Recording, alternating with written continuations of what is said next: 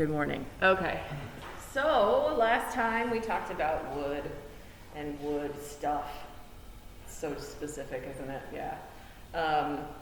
But we talked about wood and its properties, right? What's that number one thing that wood does? Moves. Yes, everyone together. Wood moves. One more time. Oh yeah, remember. Wood moves. It's a thing. Today we're going to talk about prepping your materials and how to get them to the point where they're actually usable. Half of it's going to be a little bit of lecture, talking about the specifics of it and the equipment involved, and then we're going to go into the machine room, and I'm going to start showing you machines today. So very likely, I'm going to ask you to actually get checked out outside of class time, just to make best use of, sorry, still waking up. Come on, Martin, you can do it. You can do it, little Martin. You can do it. I really do want to go back to bed. It's very bad. Sorry. To make best use of our class time right now, usually what I do with all of you is I will walk you through each machine individually. This is to ensure your safety as much as anything. I know I also said last time that we also, that I do it to make sure you're using the machines the right way, quote unquote. Pretty much it means the Sarah Martin way, because I think I explained it, but just in case I didn't. I don't have a big budget, and it's my job to keep everything in working order, so if I know you're using it in a particular way, that usually will ensure it's working order for a longer period of time. Whether or not how you want to use it is correct or not, I'm kind of cautious with these when it comes to degrees of aggressiveness of cuts, things like that, just because, like I said, I don't have the budget to pay to fix. So instead we work to preserve instead of to plow through things. Make sense? Yay. So today we're going to be learning about the joiner, the planer, and the chop saw. I'll get into the specifics in a little bit. And very specifically, we're going to talk about milling. What milling is, what it does, all of that good stuff. So, all right. Wake up, little Martin. You can do it. When we have our break, I'm so going to go get more coffee. It's not even going to be funny. I'm going to just right into it. Anyway, so you may recall last time we talked about curing lumber, right? And how wood, it gets cut down, it gets subdivided into planks, and then it's either left to cure for a year per inch of thickness for air drying, or it gets shipped off to a kiln and processed and dried that way. What is the unit of thickness, not Colby, for how we measure wood? What do we measure it in? Very good, thank you. 1/4 inches.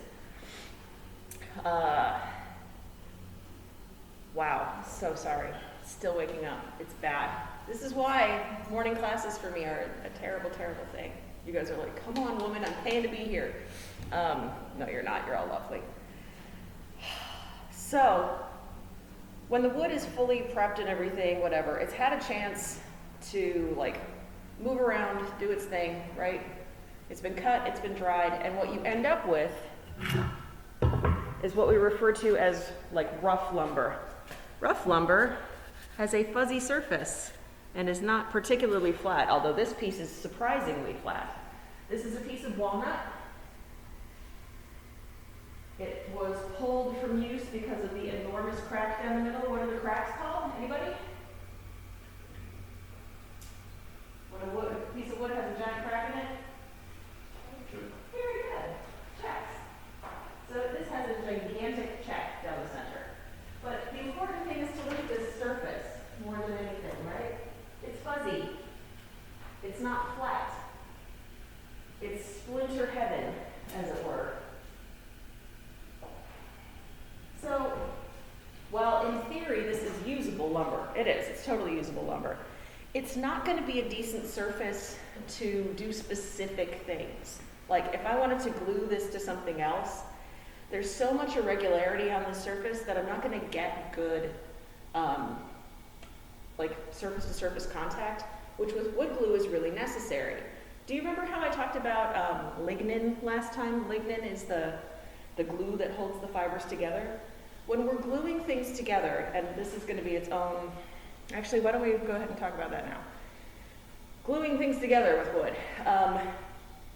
With wood glue, the important thing that's happening is that the glue itself is replacing the lignin bonds. So it's not like a gap filling thing like an epoxy. It's actually like a chemical thing where you're trying to hold everything back together again. So in order to glue two pieces of wood to one another, those surfaces have to be clean, like no finish or anything like that, no dirt, and dead flat. That's really surprisingly important. People tend to be like, it's going to be fine, and they stick two things together. And no, it's not. It's not that kind of glue. Wood glue is, whatever. What you need instead is a piece of wood, or two pieces of wood as the case may be, that have clean, flat surfaces that are going to stick to one another. This is also, I brought this piece out to show you guys. Remember how I was talking about radial fibers? There's the fibers that go up and down, and then there's occasionally these ones that go out this way that help transmit the moisture and food to the tree. This is a piece of quarter sawn oak. Quarter sawn oak shows those radial fibers like crazy. So this is partly for you to be able to see. It's all of these little dudes that go this way. See what I'm talking about, right? And you can see from the end grain, it's quarter sawn, right? All the growth rings run perfectly across there. And it looks like that, which is freaking awesome. This is what not all, but most arts and crafts period furniture looks like, or craftsman style. And then you can see the quarter sawn. So it's really pretty. But do you also see how smooth this board is? It doesn't have all of those loose fibers on it, right? Everybody there? So you can see quarter sawn.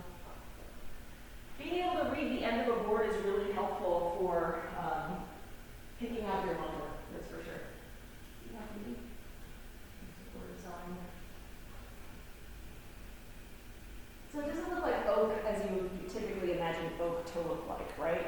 Oak usually looks like oak. And, like big oak furniture, come down to the Amish store and get your big oak furniture. This is really pretty. But because it takes so much more work to process the wood into this cut, it's usually sold at a premium, which yes, we talked about last time, but this is the example of how good looking.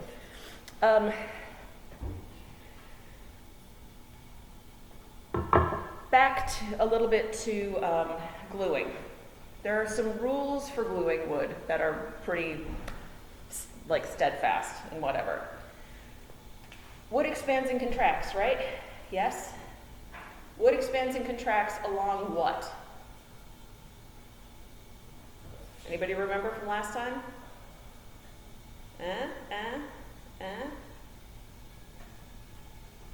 Looking at your notes, feel free. Yes, very good. Wood expands and contracts along the growth rings. You may want to, since we covered so much material last time, even though it was an abbreviated class period, we still crammed a ton of information into it. Go over those notes a couple of times. Everything that I told you last class and everything I'm going to give you this class is such essential foundational knowledge to understanding what you're doing. Having a really comprehensive grasp of it's a good idea. I might give you a test to force you to have to know it, as it were. But, for your own sake, yeah, you're gonna keep. I love this room. It's noisy, it's hot. Anyway, it moves along the growth rings, right? Moves, it expands, it contracts. So a board, not this board because it's quarter sawn, this board's gonna expand and contract this way. This board has hardly moved in the time since I milled it. And I milled this thing 6 years ago. I'm not even kidding. It has no finish on it, it has nothing. It's just a quarter sawn board that doesn't want to move because it's just sitting there like this, expanding and contracting across or along its growth rates. Amazing. This little bastard, on the other hand, you'll notice its growth rings go this way. This one is deceptively flat, but the reason is because this crack is allowing it to be. This check is like, okay, well, I can kind of turn in like this. If this board didn't have this, it would be an arc this way, away from the center of the tree. So that's another one to remember. I know I went over it last time, but as a reminder, wood pulls away from the center of the tree.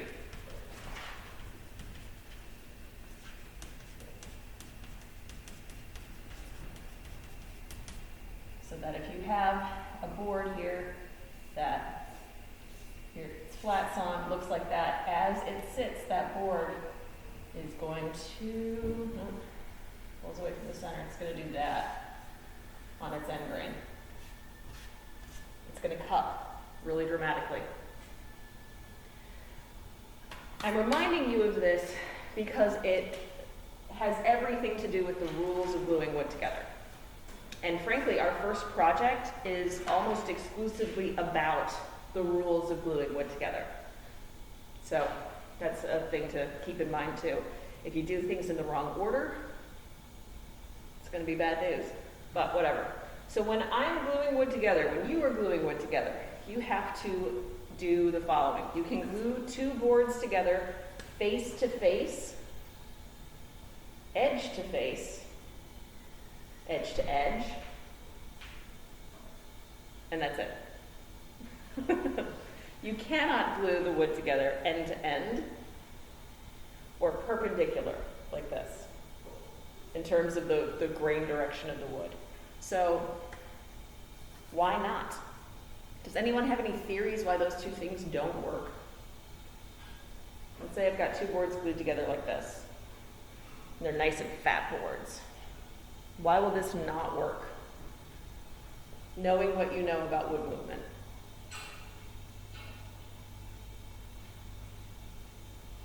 I want you to think about it. This one's going to expand this way, and this one's going to expand this way. Pretty much they're going to break their glue seam over time. They're going to either break at the glue, but far more likely they're going to tear across the center of the board. You can't stop the wood from moving, even by gluing it to its brethren. It's still going to do it. So if this guy's going to go like this, and this guy's going to go like that, these two boards are going to tear each other apart, literally. There are exceptions, of course, and it has to do with proportions. Do you remember how I talked about the proportion of wood movement last time? For every foot of width, on average, wood moves by how much over the course of the year? Anybody remember? Very good. 1/8 of an inch. So if I've got boards that are extremely thin, and I glue them together this way, I'm probably not going to have an issue because it's such a small amount that they're moving that it's, what are they going to do? They don't have the strength to actually pull each other apart. Now, it's also not a particularly useful joint, a tiny little thing like this, but you know, it happens sometimes if you're doing little like model making and that kind of thing. But you don't have that issue with end to end. The wood's going in the same direction, it wants to expand and contract, right? This is problematic for other reasons. Can anybody infer why that might be? Why might this be an issue?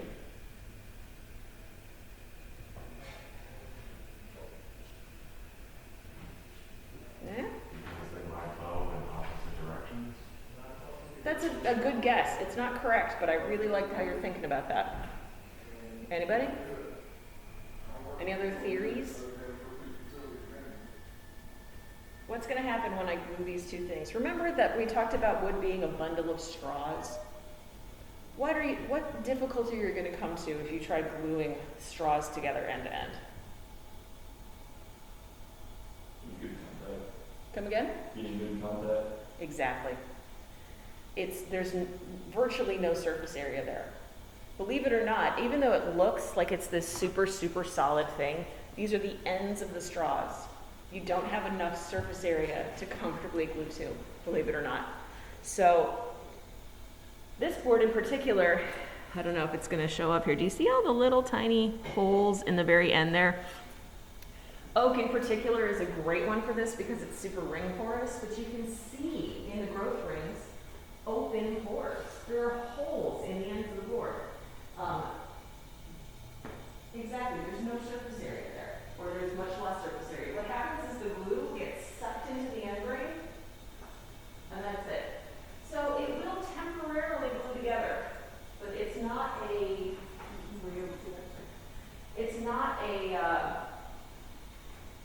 joint that's going to stay together. See that? So because it just gets sucked right in.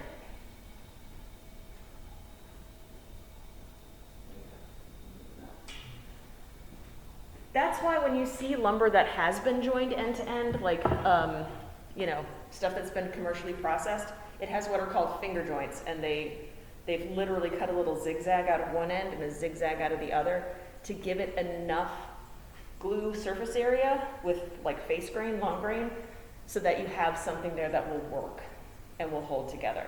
All right, so remember, face to face, edge to face, edge to edge, not all of those are just fine. End to end, not so much. Perpendicularly, not so much. For those of you who understand how plywood is made, though, you might say to yourselves, but Sarah, plywood is made by laminating thin veneers together perpendicularly to one another. You're right. That is exactly how plywood is made. Plywood works, though, because the individual plies that go into plywood are so thin that they're being completely trapped in place by the other layer on each side. Plus, it's kind of hard to describe. One thing to know about plywood, though, is that it always has an odd number of plies. There's a central ply, right, that runs one direction, and then you laminate in the opposing direction a piece on either side. So it's like, I'm stable, and then you're like, all right, well, we're going to mess with you. And you put it on both sides, and that one says, all right, well, we're going to hold you in place this way, and then you do the same thing for the next sides, same thing. You never have even numbers of plies because then it's going to curve. There's going to be more force applied to one side versus another, and it's going to be like, hey. So if you do something to one side of a piece of wood, you kind of got to do the same thing to the other side. That's probably more information than you need right now, but it's a useful aside for those of you in the construction trades. All right, so prepping this board, making the board usable. When we go to the lumber room, you are going to have your pick of all the wood that's in there. For this first little exercise that we're doing, I'm going to ask that you probably take poplar. You'll see it all in a minute, but we're going to talk, for the sake of lecture, talk about it here first. All of the lumber is organized by species and by thickness. There is a cheat sheet, as it were, it's a price sheet that is up just on the inside of the door that tells you the price per board foot of all the different woods. So you may recall, we talked about board feet last time, right?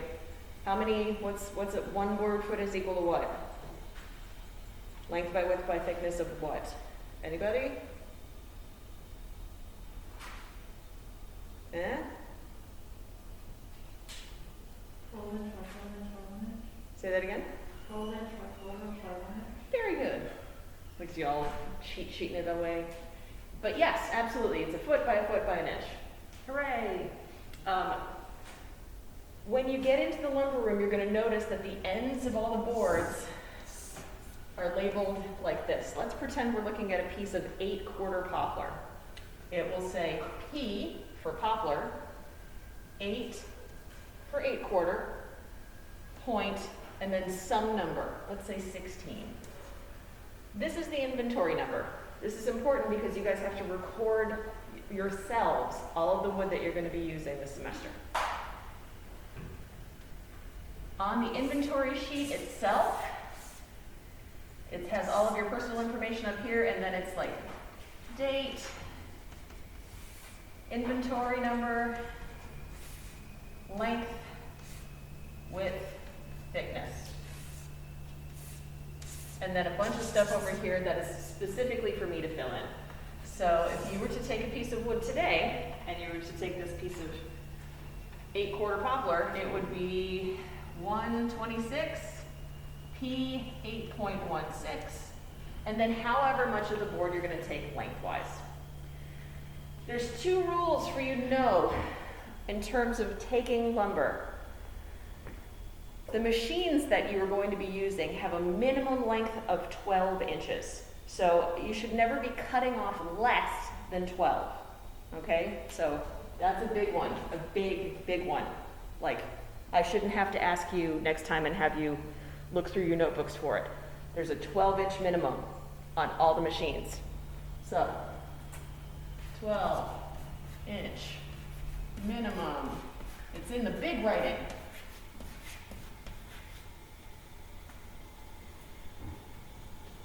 So let's say I'm taking 14 inches here. 14, great. The dimensions of the full stock are going to be what's written on the end of the board. So the board itself is, let's say it's 8.5 inches wide and 121 inches long. That will be written on the end of the stock, right? So for width, you don't have to measure, because here's the thing. What I've done in measuring this is if there is a slight difference from one end to the next, I've averaged it out. When wood comes in from our lumber supplier down in Nashville, I inventory everything. I measure it, I double check what I've been charged for versus how many board feet have actually been given, and then I assign it a number. Part of what is going on here with this number has to do with how many boards of that we have gone through. So you'll notice things like poplar, this number is crazy high. It's like 60 something or whatever. Wood that we don't use as much of, that number is going to be a lot lower. So that's my way of keeping track of how much of a material we actually end up going through. And then it allows me to order accordingly. Anyway, so my point being, you don't have to double check that width. I have measured it, I have marked it at the end of the board in the first place, so you can just write in here 8.5. Yay! And then under thickness, even though I have that information right here under this P 8.16, this is a fail-safe for me. If you then say, oh, it's a 4-quarter board, I'm going to say, are you sure? Your inventory number says this other thing. Or if you measure it and you're like, well, that board's only 1.5 inches thick. It's not. It's an 8-quarter board, and I will, be charging accordingly. So you could say 2 inches if you wanted to. You could say 8-quarter if you wanted to. But it's just for the sake of consistency between what I have in my inventory book versus what you guys are observing here. So I'll say 8-quarter. Boom. Look at that. There it is. So let's say you cut off that 14-inch piece, whatever. You need to remeasure then the piece that is remaining, mark the end again with the new information, and then put it back in the woodroom. I'll be showing you all that in a little bit. The other big rule in terms of lengths for things, so you have to, have 12 inches to use the machines, but if you're going to be cutting apart a board, you need to leave 30 inches of it behind. Otherwise, you need to take the entire length. So if I've got a board that is 48 inches long that's in there, and you need 20 inches of that, you gotta take the whole thing. because you're only leaving me with 28 inches. Does that make sense? Does that not make sense to anybody? It's okay if it's confusing, it's kind of, all right. The whole point is that I don't want to be left with these little dibs and schnibs that I can't sell. That ends up happening. There's a couple of exceptions. I have some 16-quarter basswood. 16-quarter, of course, is how many inches thick? Very good, 4 inches thick. And I can sell that no matter what, because that's a carving blank at that point. It doesn't matter essentially how short it gets, it's still going to be usable. But with all of this other stuff, you got to leave at least 30 inches. When it starts getting less than that, I'm telling you, nobody wants it. The only time that there's an exception to that is when we as a class are kind of subdividing a board and everybody's getting 15 inches of it, kind of a thing. If there's 30 inches left, you don't have to take the whole thing. The last person gets the last 15. See what I'm saying? Yeah? Cool. All right, 12-inch minimum, blah, blah, blah, blah. How you mark everything. Inventory number is super important. I will be double checking that also at the end of each semester as I'm tallying art cash. And I would appreciate it if you're just very thorough as you're looking at these things. There is a Sharpie in the box that has the art cash notebook in it for you to be able to mark the ends of the boards again. So, all right. Questions before I erase this? Cool.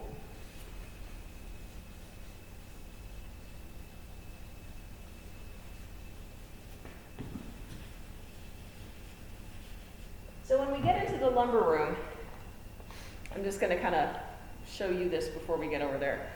I have things stacked in a really specific way too, and this has to do with safety, right? You may recall my saying that you need to have everything stickered. We don't really bother stickering things until we start to have them milled up, right? The wood that's in the wood room is dried, and so it doesn't need stickers to allow it to like dry further. And instead, we have it all sitting on those bunks in there that you guys all probably remember that, stacked up, just right up one on top of another. The thing to remember is that it's stacked in a specific way to keep it from falling. Please try to recreate this as closely as possible as you are unstacking the racks and then restacking them. If here's sort of that base layer that, you know, there's the pipe that all the wood is sitting on, I've got it so that the crown is face up like that, and the cup is on the bottom. And it'll say, you know, all my information, and then there'll be another one sitting next to it that's doing the same thing. Cup side down. If you have it with the cup facing up, the boards want to rock. It's a terrible thing. Then, what I will probably do, depending on the board, is maybe there'll be a little narrow one in right there, and then a wider one that goes across. With the beauty of this is that with the cup facing down like that, it's putting all of its pressure here, and it's holding everything steady. If you are thinking to yourself, but it's going to pack together so nicely if I rotate them, and so there's a cup side up and a cup side down, it makes for a super unstable stack. We do it like this, and we try our best to keep everything brick laid as best as possible. It's okay if it overhangs a little bit, whatever, but you want to make sure that that stack's not going to go anywhere. What that means is when you're going in to pick your lumber, you need to go in with a partner. One person at the back end, one person at the front, and right now because of COVID, we've got 2 people at a time in the wood room. It's just what it is. It's how we're spaced. So one person can start at the top of the stack, partner at the end, and you can lift boards down individually to get at the one that you need, and then you need to restack in something that resembles this, okay? Full length boards are at the bottom. Boards that have been cut shorter go towards the top. Makes sense, right? It's a pyramid. The thing that I don't want to see is a stack of boards that gets really, really tall when you've got all of this room out here. It's not actually safer to have a single stack that goes up and up because it can tip this way pretty easily. So make sure you have your boards actually laid flat next to each other as much as possible. Or if there's a ton of a particular species, having it stacked so that the two stacks don't interlock. If they're two separate tall stacks, again, the risk of them falling over is much, much higher. It doesn't seem like a particularly critical thing, but having a giant pile of lumber fall on you can injure you seriously, if not kill you, depending on the species. I got hit in the head once with a piece of walnut that was just sliding over. It was set against the edge of a really low table, and it just went as I was walking away, not my board, and it clocked me right here and nearly took my eye out. I got a nice scar here as a result. Spent the rest of the day in the ER. That was awesome. That was one board. Imagine if it's a giant stack.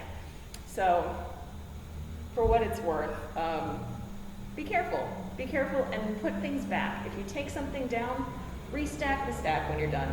Make it look really good. Make it look safe. Make it be safe. All right? All right.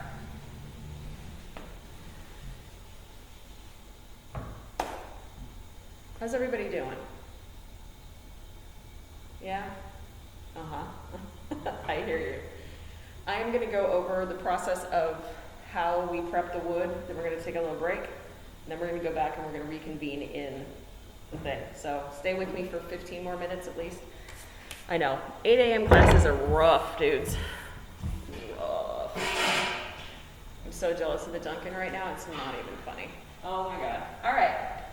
So you want to build something. Yay! You're going to make a thing.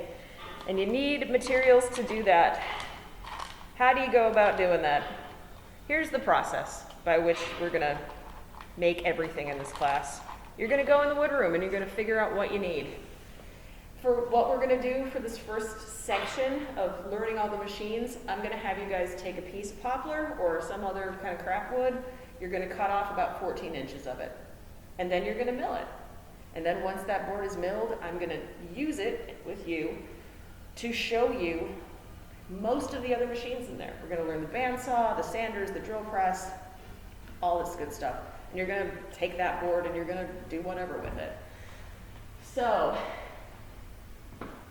we cut boards to their rough length with the chop saw, the compound miter saw, which I'm going to show you in there in a minute. I like to double it up. I like to explain and then I like to show. So, compound miter saw or chop saw is a very common piece of construction equipment, used a lot in trim carpentry. The one we have here is pretty good. It requires a fair bit of upper body strength to really kind of use it well. But I don't personally consider it to be a precision piece of equipment. It makes a nice straight cut. In theory, it should be good enough, quote unquote, to do really nice, accurate, perfect 90-degree angles and things, but because we use it pretty much exclusively for just rough cutting things, it isn't well calibrated to do really accurate cuts for other things. So, chop saw equals rough cuts. Just keep that in mind. Chop saw. So the first thing you're gonna do, step one, is you're gonna rough cut something to length. Chop saw.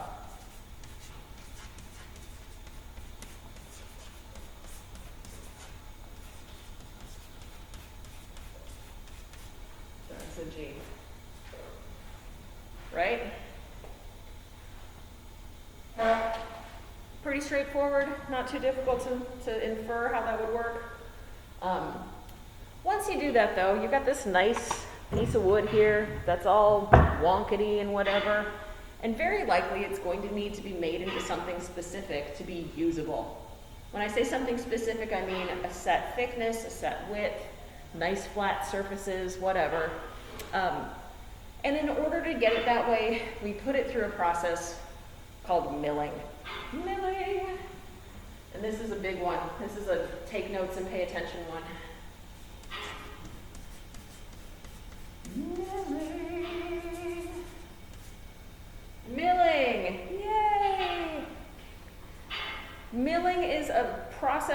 which we flatten and dimension the lumber. So there's two components to it. It's making your boards flat, but it's also taking them to a specific thickness and set of dimensions.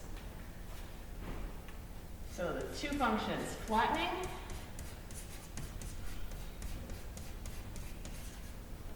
and the other one, dimensioning.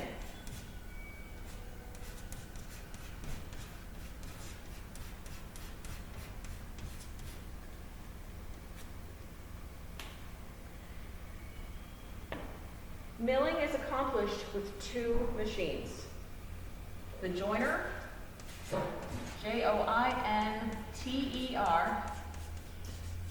jointer, and the planer, Planer.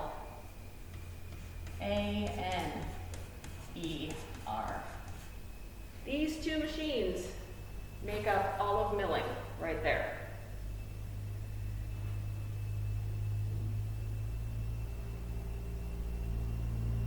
So the joiner is where we begin. We start by taking the board to the joiner. And the way that the joiner works, and again, you'll see this in much more detail and in real life when we go in the other room. But the way that the joiner works is that there is two beds and a cutter head. It's almost like a hand plane turned upside down, if you ever have seen a hand plane, which you will very shortly, if you have not yet. This is the infeed bed. This is the cutter head.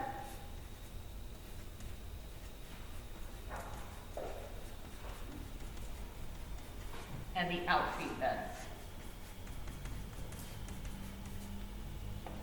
The cutter head, in this case, we have what's referred to as a Shelix head. It has all these little individual carbide teeth on it, and they spin this way.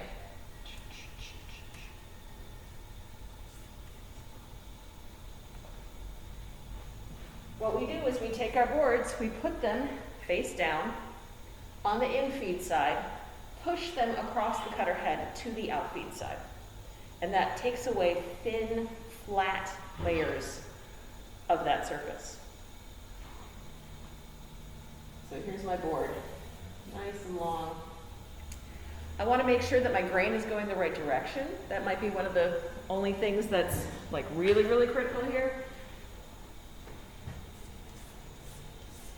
If you look at the side of your board, most of the time, this is a really good example of it. Do you see how the grain is actually going diagonally through that? Yes, it's going straight, but it has a little bit of an angle. The boards themselves have not been split from the logs, they've been cut from the logs. And as a result, it's cut across the growth rings instead of along the growth rings. Being able to split your lumber is a luxury that we do not have, sadly. So you look at the side of the board and you, oh, this is a really good one. See how it's going diagonally? Yes. And you make sure that it's running this way so that as the cutter head is going over, it's taking a clean cut away. Think about it like petting a cat, right? You don't want to pet the cat in the opposite direction or it's going to be like, no. Same idea. The cutter head is coming across and leaving behind a nice, beautiful surface.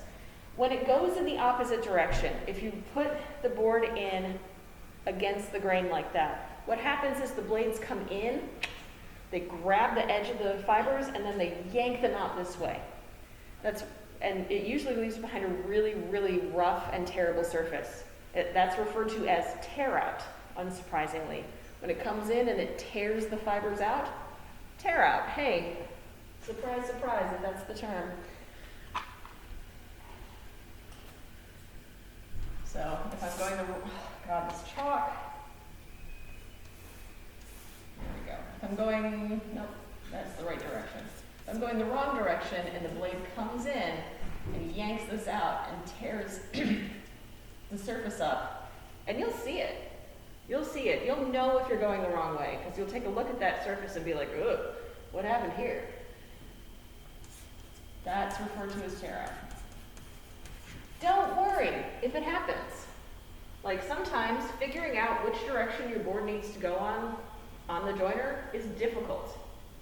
And if you're doing it and you're like, oh crap, I've made a couple passes, I look at my board and it looks terrible. Don't worry, turn the board around, make another pass, and it'll be just fine. So, for what that's worth there. The big key here is that the in-feed bed and the out-feed bed are at two different heights. The in-feed bed typically is dropped lower by about a 32nd of an inch maybe than the outfeed side. And then the cutter head and the outfeed bed are at the same height. So as you pass it over, it creates this new flat surface. With joining, pretty much what you do is you go over the cutter head as many times as you have to until that surface is flat. Pretty straightforward. So people are like, did I do it right? Do I have to do it again? It's like, yeah, you do it until it's flat. Not too complicated. The minimum length is incredibly critical here. If you don't have that minimum 12 inches with the joiner, it is a recipe for a terrible accident. Because physics hates us. Physics doesn't hate us, but physics, you can't get around it. So if I have a board that is too short,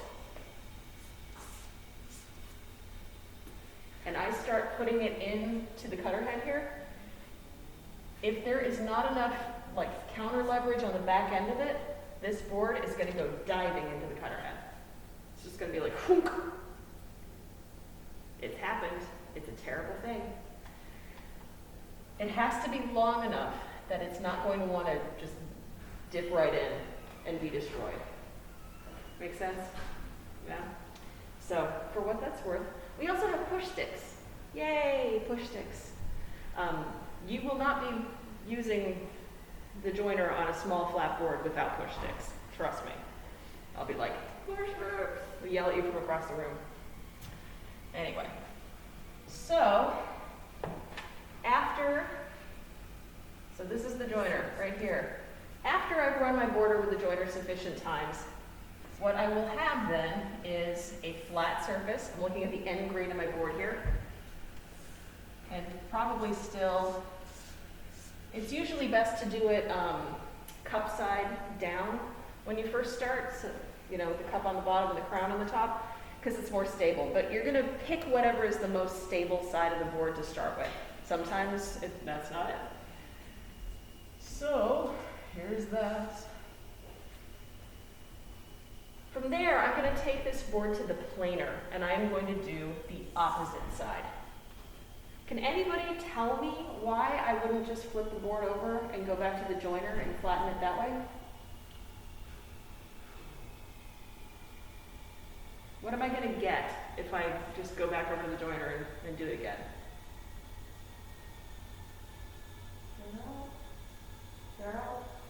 Maybe. It has more to do with the dimensions here, though. So what? The other side is going to be parallel to the other one.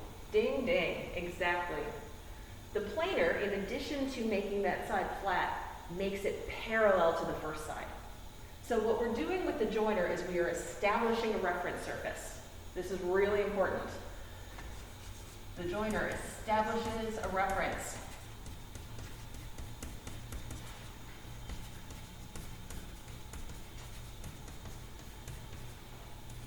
The planer then makes a parallel surface to that reference plane. So the planer is essentially an inverted joiner. It has a flat bed that is consistent in height all the way across. It has the cutter head on top. And it has an in-feed roller and an out-feed roller. And that board that you have that's nice and flat on that one side and all shaggy on the other gets fed into the in-feed roller, cut at the top, and fed out the other side. The bed itself is adjustable. We raise it up as we go to make a board a specific thickness.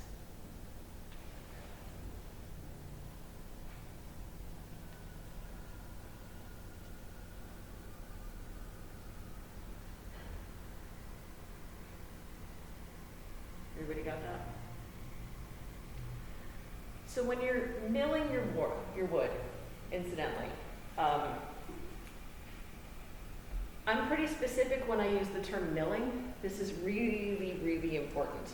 When I say mill your lumber, I am always talking about joining and planing. Milling always refers to both. If I tell you that you need to join your board again, that means you need to run it over the joiner. If I say you need to plane your board again, it means you need to put it through the planer. If I say you need to mill your board again, it means the joiner and the planer. So remember that, I'm being specific in that language use. Doesn't mean, pick one and do whatever. Milling always refers to both in this classroom, okay? If it's a specific function, I'll talk about the specific machine. That'll save you some heartbreak down the road in terms of being able to figure everything out. All right, so you're like, well, that's great, Sarah, but that's 2 surfaces of the board, and the board technically has 6 sides, right? Top, bottom, side, ends, yeah? For the first project, we are going to be entirely concerned with the top, the bottom, and one edge. So that all gets covered with these machines. Cutting something to a parallel width and then squaring the ends off to a specific length is all done on the table saw, and that is entirely project 2. We're using literally every other machine for this first project. So don't worry about that just yet. Thickness and an edge. And that's the other thing too, is once I've established that reference plane on the joiner, I can take that board and put it up on the joiner with that beautiful face against this fence that's on there, which you'll see.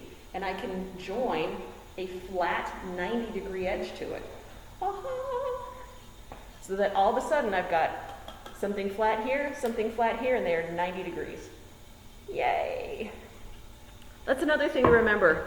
When I refer to something as being square, I don't usually mean that I'm talking about it being a square shape. Usually I'm talking about being 90 degrees. It's just one of those things. I'm sure context clues will fill you in of whether or not I'm talking about a physical square or a theoretical square, but regardless. Does everybody get kind of clear on this? Cut your board, got to be at least 12 inches long, take it to the joiner, flatten one side on the joiner. You can flatten an edge if you want to. I usually wait, incidentally. I will join my board and then plane my board, and then that is going to let me pick whichever side I need to edge join something and not get tear out. If you go immediately from that joint surface to the edge, the wood might be running the wrong way. It might not have the right opportunity to get a really good clean surface. So I usually just wait. When I check you guys out, I'm not going to have you wait. I'll have you just do an edge regardless of whether or not it's going to work or not, just for what that's worth. Yeah, and once I've got that, planer. Make that nice and parallel. So I'm going to give you some information now that you're not going to probably need just yet, but you're really going to need it later. And that's that milling typically is not done in a single session. When you are trying to dimension your board to something, remember how I said that wood moves? Remember how I said when you free it up from its brethren, it really moves a lot? It's like, hey, I'm gonna do whatever I want. Well, guess what? When you mill your lumber, the same thing happens. You're taking away material from both sides of the board, right? When that happens, those remaining fibers are like, oh shit, I can move now. Woo! Yeah! And that's what they do. They're like, I'm gonna relax. I'm gonna open up and dance for you. So when you are milling, do it in 2 sessions that are 24 hours apart from one another. So milling twice, 24 hours apart. The reason I say that this is less critical now is because for your first project, you're going to be starting with larger pieces of wood and very likely gluing them into even larger pieces of wood. And because that mass is so big and this process is so kind of organic and reductive, the 2 millings is not quite as important. If you're working with stock that is flat though, flat and comparatively thin, this becomes much, much more important. Like if I were trying to make a shelf or something, and I wanted my boards to actually cooperate with me, I would be very cautious and thorough in my milling process, where for the first milling, for example, let's say this is my, again, we're looking at end grain. Let's say this is the board that I'm starting with, right? Henry. Yeah, took me a second there. And I'm starting with a board that is 4/4, right? So it's a good inch thick this direction, right? But maybe when you set it here, this is more like 1 1/4 inches, right? Whatever. For my first milling, I'm going to take it down just enough that it's flat on one side. And probably just enough that it's flat on the other, or pretty damn close to it. I'm not going to take it down to its final thickness. Let's say my final desired thickness is 3/4. That's 1/4 inch of material that I would have to remove to get to that point. If I move that much material off of something in one go, that board's going to be like, holy crap, I'm going to move however you want me to. I usually try to step my boards down in 1/8 of an inch. So if I've got a lot of wood to remove, I will do a milling that removes 1/8 of an inch. And then I will let it sit for 24 hours and let it do its thing. Because in that 24 hours, the wood's like, yeah, okay, cool. Generally speaking, by the end of the 24 hours, it has moved into whatever form it's going to take, and I can mill it again. So I only step down by 1/8 at a time.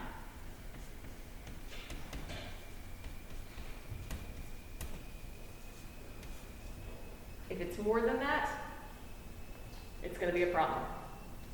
Typically speaking, when you are milling up your boards, you really only need to do it in 2 millings.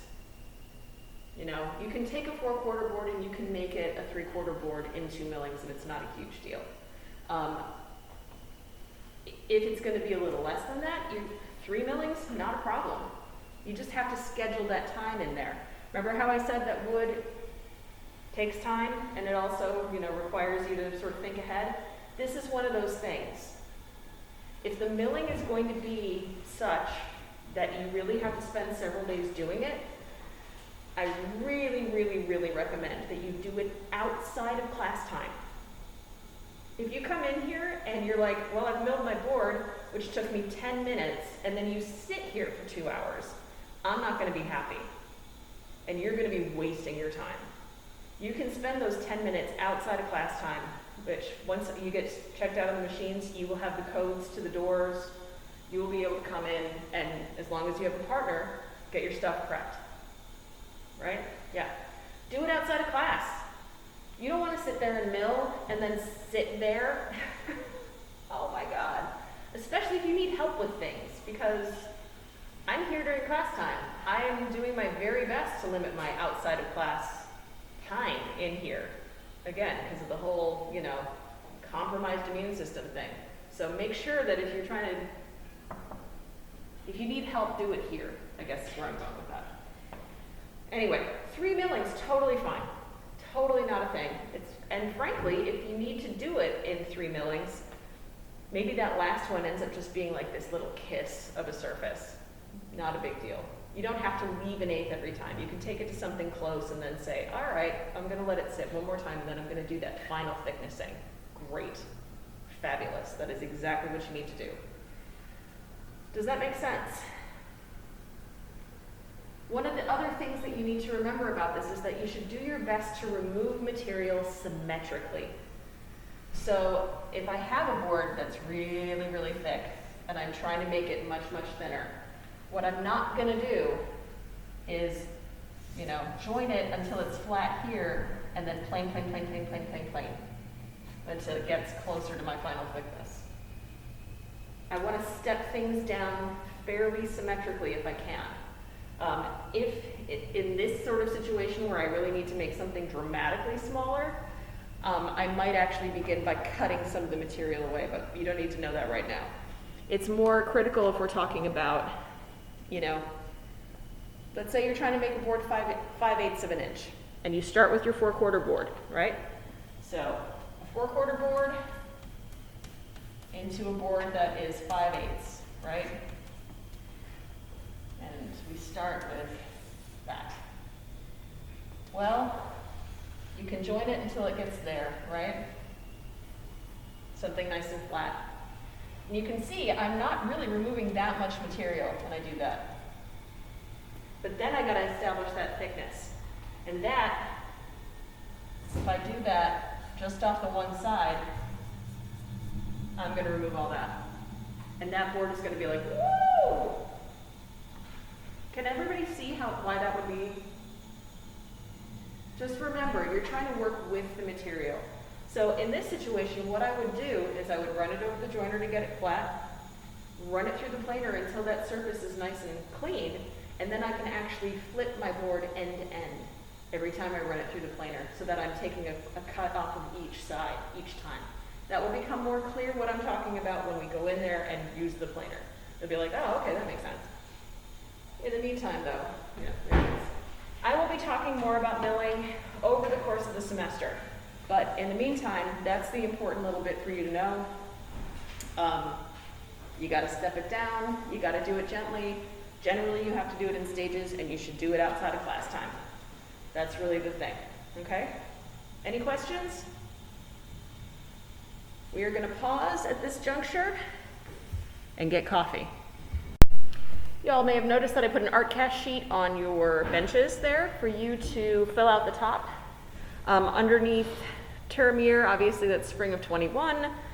Class is Art 310, and then your name and your M number. That is going to, this is the tally sheet that we keep for the whole semester that I then figure and send to the bursar right at the end, just like what we were talking about. You can see on here that it has those little categories that I was describing to you before in terms of date, inventory number, etc. And there's this whole column on the other side here that says for instructor. You don't have to do the math yourselves to figure out whatever. It's important that you know how to do the math so that if you want to run a tally for yourself or figure out how much things are going to cost, you can do that. Not a big deal. But, if you do enter your own numbers, I'm going to have to double check them anyway. So, don't feel like that's something you have to do. I'm going to do that. You'll also notice on the art cast sheet here, though, right at the bottom, there is a little section that it has sandpaper as well. I have sandpaper as an art cache item, and it's really, really good stuff. When we go ahead and do the sanding demo, you'll see just how nice our sandpaper is. It's made by a company called Klingspor. Woo. Sandpaper is 50 cents a sheet. It's also 50 cents a disc, and it is the best. It will last you the whole semester if you are careful with a sheet of sandpaper. But when people were buying sandpaper before, they would be like, 1 sheet of 80 or whatever, and then they would write it out, and then 3 more lines down they would be like 1 sheet of 80, and they would be anyway, I was ending up with 3 sheets per person because people were just filling in that much of their sandpaper. So instead what I have down here is little boxes for you to put tick marks in, 1, 2, 3, 4, 5 as you use things. You may not use very much. You may use a ton. You may discover that you love this sandpaper and want to stock up. I'm fine with that. Go for it. But anyway, that's for that, just for what that is worth. Okay, so this is going to be my class supply sheet so that we can, anything that I use to demonstrate with then comes out of my class budget. I keep this in the book under the section labeled Weirdos. You guys are going to keep your sheets under the section labeled 310, unsurprisingly. And either you will do it or I will do it. They will be arranged alphabetically by last name. So if you're looking for your sheet after today, just look for your last name. It'll be in there alphabetically. All right, but let's go into the other room and talk about the actual process here. So, you guys remember the wood room from last time? go ahead and take a little look inside there at some point, but you can see exactly what I was talking about before in terms of how the boards are stacked.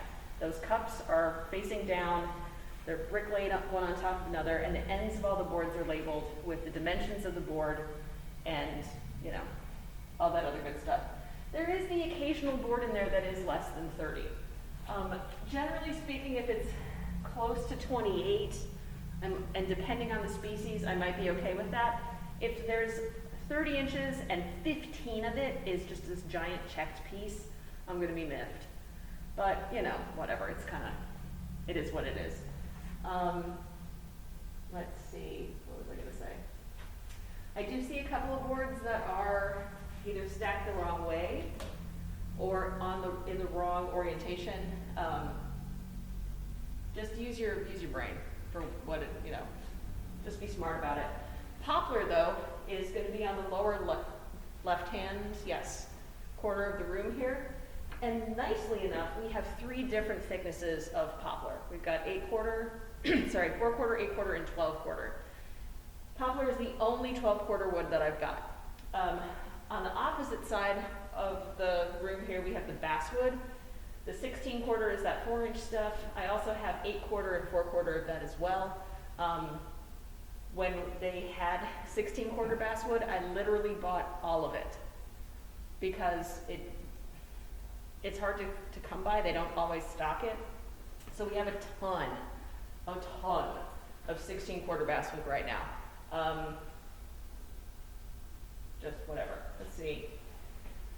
What else? If you're at all confused about the abbreviations, it should be fairly easy to understand compared to this list here. So the wood list itself, the species and the cost per board foot is on the door here.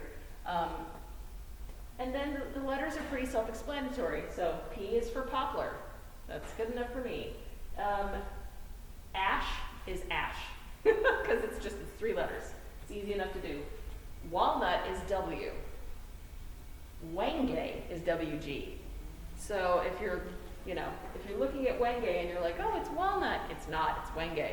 It's also really dark. That's why people sometimes mistake the 2 of them. So, and of course they have to be the same freaking letter. But mahogany is MH as opposed to maple, which is MA. So you can it's like states abbreviations, you know? You're gonna find it in there somewhere. Cherry is CH, alder is AL,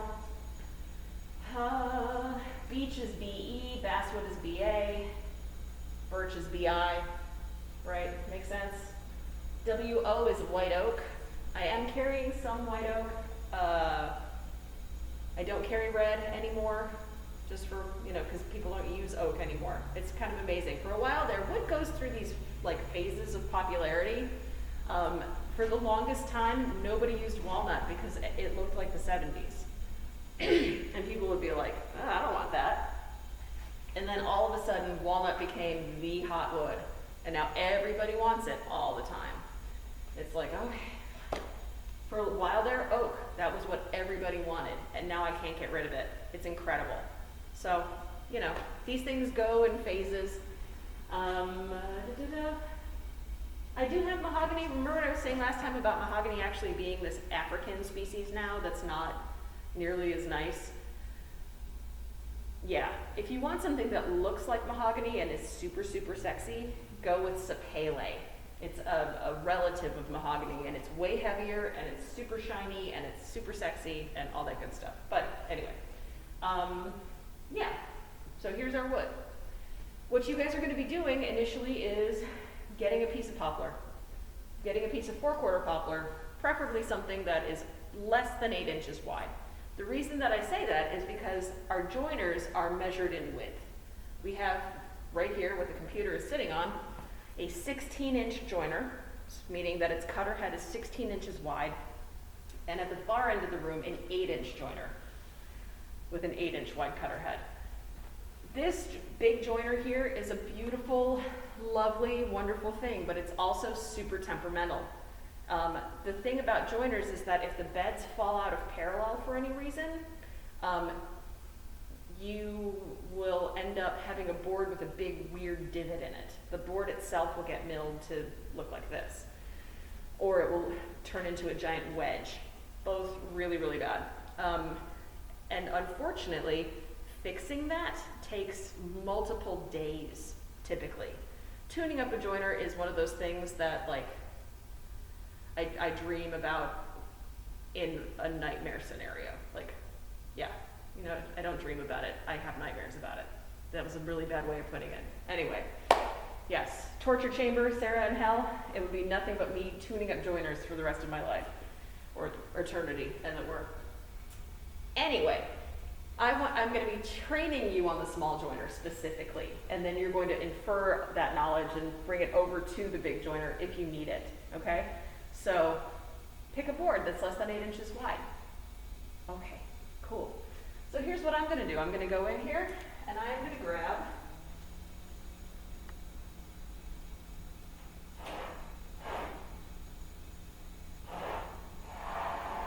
this board right here. Now the poplar is not particularly heavy, so I can safely use it by myself here. Oh, you want to pivot the camera? No, it's pivot. It's all good. Yeah, there we go. Yeah, that's visible. If we need to, thank you. If we need to move it, we'll move it. Yeah, so I need to rough cut this into the length that I need. I don't have to take it off of the labeled end. I can take it off of either end that I feel like. That's going to be entirely dependent on what the board looks like. Right at the moment, if I look at the end here, I can see I've got a good 3.5, 4 inch check, and the end itself is cut at an angle. So, hello. So if I am trying to get a bunch of usable lumber out of this, and I need, let's say I need 14 inches of usable lumber, I would need to start counting that 14 inches after that check. So my board might end up being 20 inches that I would take. Yep. Like when we are paying for wood, do we have to pay for that too? Yep. But we're talking about fractions of a penny at that point, unless you are going with the more expensive stuff. So, you know, the Babinga, I think, was 13 something. Babinga is $12.92 a board foot. 4/4 poplar is $1.65. So that extra little bit there is going to be 2 cents, something like that. So yes, you are going to have to pay for it, but at the same time, it's one of those things where you have to do that regardless with woodworking. Woodworking is this process of working reductively to create components and then additively to then turn those components into something. You know what I mean? So you have to always factor in extra material regardless. But I appreciate where you're coming from. I wish it wasn't that way, but that's how the material works, sadly. Anyway, so this end looks like crap, is my point. This is probably not the end I'm going to want to take something off of. I'm going to want to do it from the other side there. So if I come down here and look, yes, this is lovely. This board, if you take a really good look here, this board has been cut before. This is a clean end that someone has rewritten new dimensions onto it. So knowing that, I can safely say that this wood is going to be in better condition than the raw end on the other side, right? Remember how I talked about the moisture leaving the ends more quickly and damaging that material? This is the one I want. So here at the chop saw, there should be a tape measure in residence. Whether or not it's a good one or not, that remains to be seen, but there should always be a tape measure sitting here. If there isn't one here, don't freak out, just go to the tool room, get one out of there, bring it over. Whatever. There should also typically be either a Sharpie or a pencil right in this vicinity as well. Remember, you're rough cutting, so you don't have to have this absolutely perfect, like, tiny little line for something. You're trying to give yourself a guide here that you can see at the saw, right? So don't sweat, a tiny little line, and it might might be the only time that you're really permitted to use a marker on your boards. Do it when you're rough cutting. So, how do I do this? I just lay out my tape measure in the center. It doesn't really help if you use the ends here, if the end of the board is as dramatically angled as that is, for example. So, doing right there now? Try to figure out if they're coming here. Don't come for me. I swear I didn't do it. Anyway, what I like to do is mark on both sides of whatever measurement it is that I'm looking for. So 14 inches, I'm going to make a big ass mark at 14. Because this isn't, you know, I'm not trying to mark something for someone else to cut, for example. Like if you're on a construction site, sometimes one person is marking and another person is cutting, right? And you end up coming up with a system so that everybody is on the same page. This isn't that. This is you telling yourself that this is the rough amount that you're looking for, because eventually this is going to get cut down to something smaller. So accuracy is not as important as having enough, as it were. But you can see that this mark is pretty hefty. Yeah, go ahead and bring it over. Thanks, Colby. Sorry, dude. So you can really, really see what's going on here in terms of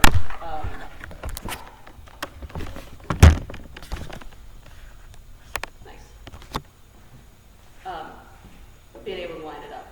So I wouldn't recommend marking close to the ends of the boards. Really stick close to the middle, and you'll see why in a minute. So from there, I'm going to want to line that up with my blade. Question, who here is left-handed? You. It's all right. I have faith that you'll be fine. Wood shops are almost always set up for right-handed people. It's just what is. But just keep reminding me of the fact that you're a lefty. That would be helpful. Anyway, who's used a chop saw before? Show of hands. Yay! So this is remedial, but regardless, one of the things about this saw is because it's on hardwoods and not like cutting 2x, is that I ask that you make multiple passes when you go through even 4/4 stock. Just because I don't want to burn up every blade, and the kickback on this thing is shocking. What do I mean when I say kickback? Well, kickback happens whenever a blade gets bound up. If there's too much tension put on it, it will catch in the cut and it will either throw the wood back at you, or in this case, it'll throw the saw back at you. And it'll go, whoo, and it'll freak you out really good. It's not super likely that you would get injured if you had kickback on this, but it scares people really badly. So, anyway, how do you avoid that? Well, the big thing to make sure of when you're making a cut on the chop saw is that the board is well supported across the back. Kickback usually happens if there's a gap on the back side, and when you cut it, the board suddenly goes nice and tight to that fence. And when that happens, it pinches the blade. Makes perfect sense, right? So the first thing I'm going to want to check for, once I get it lined up here, and I line it up just by bringing the head right down, touching the blade to the wood. And that, my friends, right there is why I put the mark right in the middle. Is because it's super easy to just bring it down and be like, oh look, there it is, yay. Once I do that though, I can check to make sure I've got good contact. You know, like I said, kickback usually happens for one of two reasons. Either there's going to be a gap between the board and the fence, and it'll do this. The other reason is if the board is up like this, and when you cut it, suddenly it comes free and it slaps down like that. You can turn your board around and do whatever you need to prevent that from happening. If you don't have a good solution for that though, where are you, baby? I have shims. And you can shim the side that you're going to hold, which is on the left-hand side, to prevent it from moving. That's a really, that's the big one. You never shim the cutoff. You all should have your notebooks, incidentally. This is a note-taking exercise as well, but I'm gonna pause for a second, go get your shit. Okay, so what I was saying, you never shim the cutoff. The cutoff should be able to fall free, just drop down, do whatever. If you put a shim or shims on that side, what you're doing is you're giving it additional like impetus to move. The whole idea is that that's the neutral side and it's just like, ugh. If you're gonna shim, you only do it on the side that you're holding. So in this case, if I look at this, I might put shim here. I think it's gonna be fine though. There's really no space on the bottom. I think I've got something pretty safe here to cut. But be aware that these are here for you to use if you need to. You can shim underneath and you can shim behind to make sure that once this comes free, this is just a thing that isn't gonna move. That's the key. Holding the side here that you have control of still and steady, and then letting this one drop. So, what does that look like? Well, it looks like this for one thing. You really are going to be needing to be wearing safety equipment for all of this stuff. Not for the sake of demo right now. It's going to be loud. Just go ahead and close your ears. As I am checking you out on machines though, you guys are going to take a pair of headphones and a set of goggles or eye protection, and it's going to be yours for the semester. We're going to label it with your name, and you're going to keep it in your lockers. If you have your own and you want to bring them and leave them here, you are welcome to. The idea though is that we're not sharing safety equipment and spreading germs all over to everybody else. This red pair here that's labeled Martin is mine. The blue ski goggles, also mine. So if you see these and you're like, oh, I'm gonna use that. No, you're not. They're mine. If you want me to order you safety equipment for yourself and add it to your art cash bill, let me know. I've got to put in a safety order fairly soon anyway. So for example, these 3M dudes, these have the highest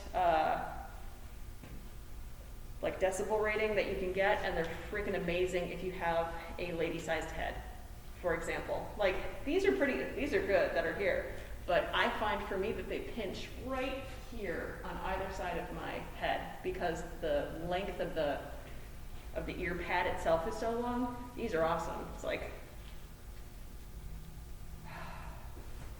and I can't hear shit. Not a thing. My ears fit inside it. It's great. It's great. Anyway.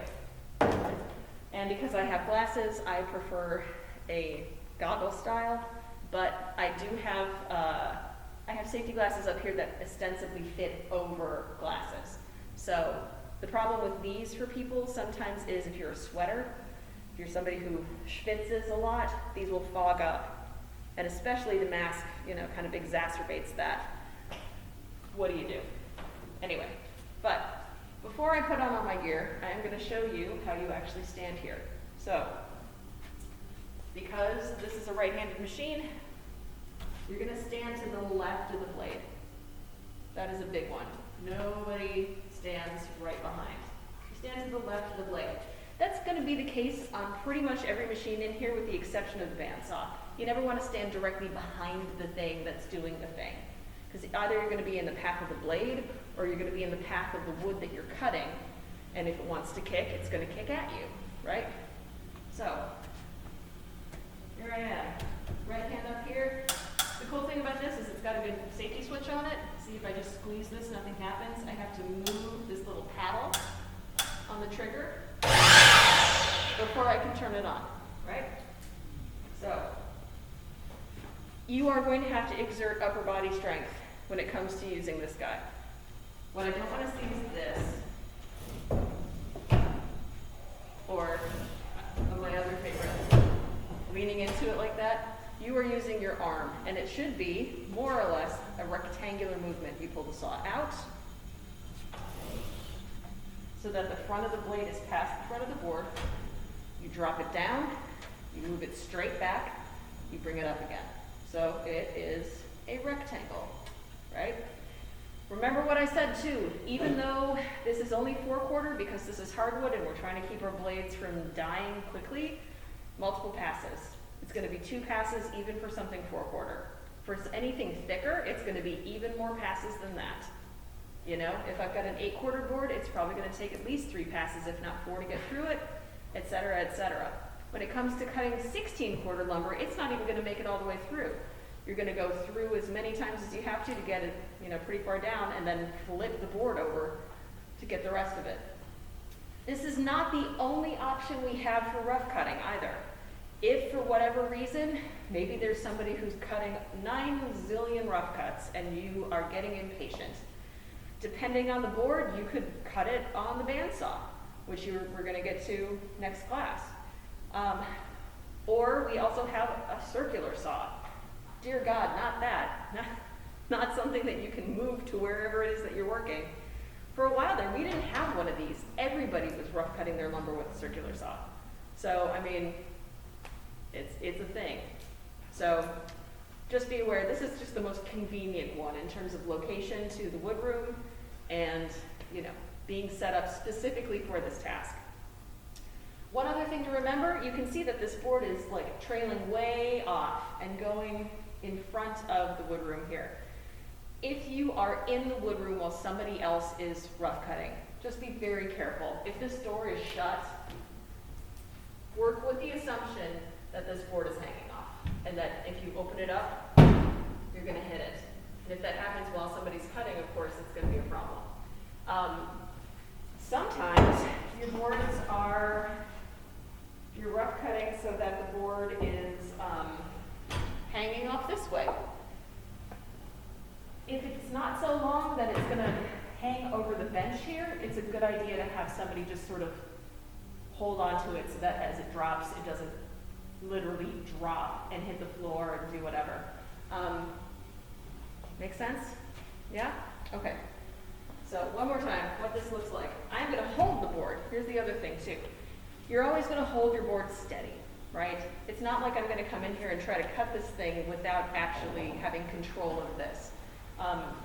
I like to hold the board about halfway between where the blade is gonna come down and cut and the end of the silver part of the bed here. So boom, right there. That way I've got control over it. If it's too far back, whatever. If it's too far forward, right there. So again, I'm not behind the thing. I take a good step back so that I've got nice control over it. I'm holding the board steady. I pull the head out, put it back here. I pull the head out so that the front of the blade is past the front of the edge of the board. I turn it on. I go down, all the way back, and up, down, all the way back. At this point is when I turn it off. Once the blade stops spinning, then I pull it out. The reason I do that is if I have a small enough cutoff, and sometimes this happens, if you bring yourself out of the cut at that point, it'll take that little cutoff and fling it at you. So it's just a good habit to get into. All right, I'm going to actually make this cut. Observe how I do it. You're gonna have to really work. So just be aware that that's a thing. Incidentally, when you were putting on your safety gear, remember, goggles first, then headphones. All right, everybody ready? You good? Okay.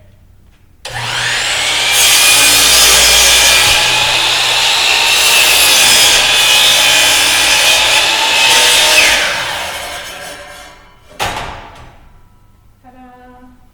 2 cuts, nice and controlled. And here's my board, right? Yay! So what do I do now? Now, what I do is I label on my sheet what I've taken. So in this case, I've taken P 4.34 here on 126. 126 inventory, P 4.34. For length, this says 117 inches. I'm not going to write that. I'm going to write 14 because that's what I took. So 14. Width, 7 3/4. Thickness, 4/4. That's it, right there. And now I have recorded what I have taken. But that's only half the job. Now I have to relabel the end of this board with new information. So,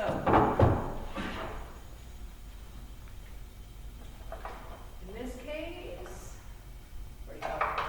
Oh, it's on the other, thank you. You're like, Sarah, come on. So, P 4.34, and then I always divide the dimensions from the inventory number with a line, so that people aren't confusing the two. In this case, it's still 7 3/4, but the length is new. Now, in theory, I could just say, well, 117 minus 14 is 103, which, yeah, you could do that, but as you go, that dimension is going to change because the width of the blade is about 1/8 of an inch. And so after you make 8 cuts on this thing, you're going to lose an inch, right? So remeasure it. Regardless of what math says, remeasure it. Again, I'm going from the middle there. This is actually 102 3/4. And if I go from the end here, that's narrower, it's less than that, it's 102 1/2. So,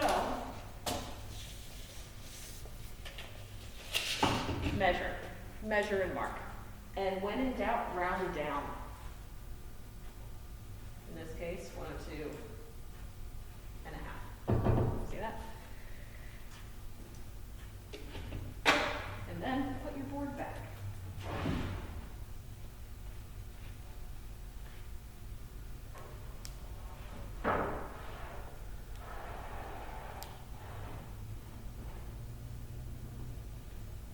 Ta-da!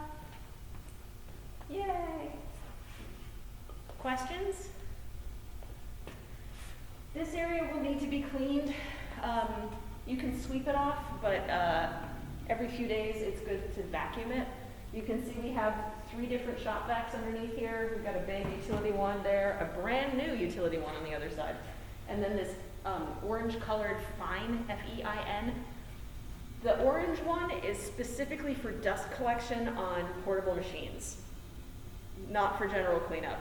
So if you do need to use a shop vac, use the silver guy or the red one and leave the orange one for other things. Okay? Okay. We are going to go over to the little joiner now. That's better. This is a joiner. This is the small joiner, right? We usually refer to them as the small joiner and the big joiner. But like I said, this is an 8-inch joiner and that is a 16-inch joiner. In terms of parts of the joiner, this is the in-feed side, in-feed. Nice little safety dude. Right there is the cutter head, and here is the out-feed side. The way that you can adjust this depending on what it is you need to do is that the in-feed side raises and lowers, and the out-feed side stays fixed. If you ever think to yourself, I'm gonna just adjust the out-feed side and it'll be fine, I will murder you in your sleep. Because that's the thing that it takes a million years to adjust and make perfect. This one is really pretty decently calibrated right now. So please don't mess with the out-feed side. What that also means, believe it or not, is don't lean on it or sit on it or any of that stuff. Just let it be. Let it be its thing. You can adjust the in-feed side, but I would prefer it if you didn't, because I have it set right now at a perfectly good thickness to be taking off at a time. If you take a look down here though, this, ow, stupid thing. I hate you too, board. If you look down here, see, there's a little gauge, and that tells you ostensibly what that amount is that it's taking off or whatever. It's at the very first increment on here, and that's pretty much where it should be. The reason behind that, and in theory, you should be able to take massive amounts of material off at any given time. The reason for that, though, is because we have these Shelix cutter heads on here, these bird cutter heads, B-U-Y-R-D. if you take a look in the head here, it has all these individual little square teeth, right? Those square teeth are sharp as hell and awesome and all the things. If one of them breaks, instead of having to replace an entire length of blade, I can just replace one carbide tooth. It's great. But carbide is brittle, and this is brittle as a result. Carbide is, usually what happens when you're working with steel is that the sharper the steel can be, like the harder it is, the more brittle it is. So if it'll hold a really nice fine edge, it also means that it's going to break really easily. The angle between the very top of that blade or tooth and this is it's not very steep, it's pretty blunt. So if you're trying to take too much off at a time, instead of actually getting a good cut, what you're doing is you're slamming the side of the tooth into the wood, and it breaks the teeth. It's pretty straightforward. So this seems like it's going to take longer because you're taking smaller steps at a time. You're actually getting a way better end product as a result. So whatever. Anyway, that's my shtick. Don't be too aggressive. Be patient. Remember, the wood doesn't care how much of a hurry you're in. The machines don't care how much of a hurry you're in. They're just going to do what they're going to do. So if you do need to adjust this for whatever reason, if you come in here and you're like, why is it taking such a huge bite? You can adjust it by coming down here, loosening this little dude right here, just this one, and then you can raise and lower with this crank. Ooh, look at it go. So I'm going to bring it back up to where I had it. There we go. And lock it up again. And it should be fine. You should not have to adjust this though. Most people don't touch that at all. What you will need to adjust are a couple of other things though. First things first, when you come to this machine, and frankly when you come to any of the machines, the first thing you're going to do is open the dust collector. So there is a gate right at the end here. You don't actually need to lock it closed because gravity is a thing. You need to lock it open because gravity is a thing. Open, lock. When you were done with it, that's fine, right there. You don't need to lock it in place. It's just one of those things. All right. Hey, there it is, my little dust collector. The second thing I need to adjust is this fence. If you take a good look here, you can see that the in-feed bed is actually wider than the out-feed bed. And so if I were to put a board over here that is fitting comfortably here, it might not actually hit every tooth and might hang over the edge here. So I need to make sure that this guy is far enough back that it's going to accommodate my board really comfortably. This is going to be a little bit tight. This is a 7 3/4 inch board, and frankly, that's awfully close to 8. And 8 is the maximum, so it's going to be a little tight, but it'll be all right. So, in order to adjust this fence, this lever on the back here, 90 degrees towards the garage door. And trust me when I say 90 degrees, if you keep going with it, it locks it up again. So, and then pull from the center. If you're pulling from the edges, it's actually going to rack in its slot and it's not going to want to move. So, what I do is I take my board, I put it on the outfeed side, since this is the narrower side, and then I adjust this until it's in the right spot. Now the teeth that the cutter had, I would not normally do. If this was you would not be doing this, having your fingers in here. But what I'm looking at right now is where that tooth ends, because I got to make sure that I'm getting a full cut all the way across.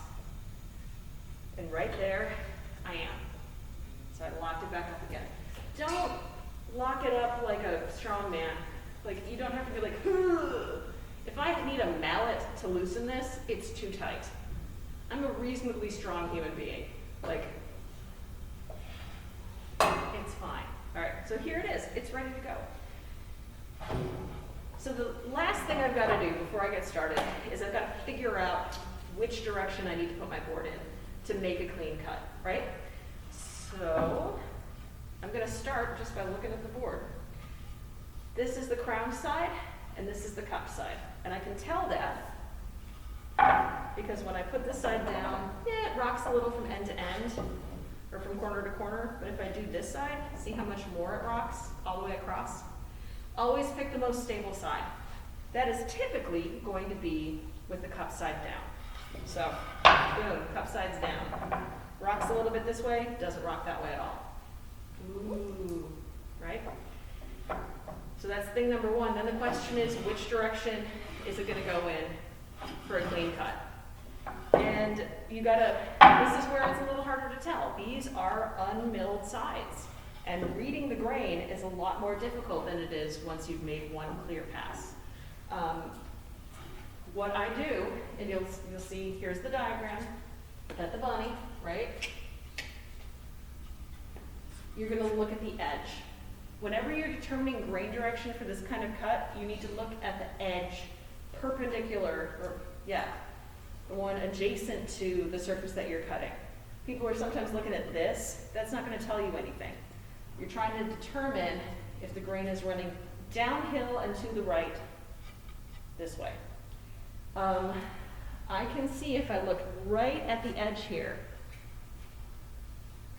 that I can actually pull the fibers up in this way so it's running the wrong direction. Do you see that?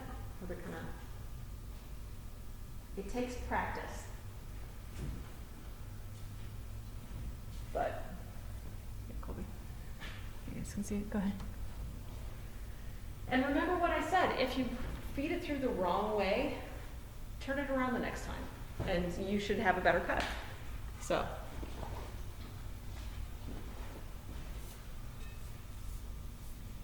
right. So how does this work? You are going to need to have push sticks, especially when you're doing the face of something. The joiner, if it does injure you, typically speaking, whatever it is that it has taken is gone. As opposed to a saw where it can, like, you could remove a digit and maybe have it reattached. This just eats it and it's gone. So, use your push sticks. Why on earth would you risk your fingers when you can risk your push sticks?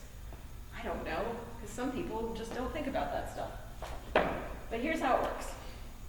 You're going to go from the in-feed side to the out-feed side, pushing forward. I realize that that sounds super obvious. It's not, because people love to push down. Remember though, that this has two functions. It's to clean up that surface, right? But it's also to flatten it. So if I've got a board that's got a really big bow from one end to the other, and I'm pushing down to clean that up, as soon as I'm done pushing, it's gonna spring back up right back into that bow. So what was the point? That's not flat, it's just clean. So instead of pushing down, push forward. And down is a byproduct of that, because gravity. Make sense? Yeah? So I have two styles of push stick here. I've got this guy that's got a heel on the back and a nice little handle. And then I've got an orange one here that has an angled handle. I usually use both if I'm doing the length of something. I've got this guy all the way back up to the fence, and I keep my right hand on it, and then I hold this one angled towards the fence in my left hand. What that allows me to do is really comfortably come in here and just control the front of the board and the back of the board, sort of simultaneously. So, one more time you can see what that looks like. I'm pretty close to the machine. I'm not way out here. I like to think about it, and you know, it's going to be the same way with every machine here. If the machine is pushing in a particular direction, you are going to want to be standing opposing that. So this machine spins this way. I don't want to be perpendicular to that while it's working. I want to be facing this direction. So it's spinning this way and I'm going that way. And I'm going to correct you guys for like body positioning and all that good stuff as you go, so that you're doing this in a way that is both safe and comfortable. It's good to start getting into good body habits here, so that you're able to not wear yourselves out. Like before you have to, ultimately, or waste time. So anyway, one more time, looks like this. This guy's closed. You can see I'm pretty close to the machine. As long as I don't have anything that's gonna get sucked in, I can get really, really close to it. So if you've got anything, you all look good for this. Anyway, you can see a little active stance, step forward. Ta-da. I'm not reaching, I'm not way the hell out here. The machine is not going to reach out and bite you. That's another thing to remember. It's not like it's suddenly like, it's just a machine, all right? So, here I go, watch me.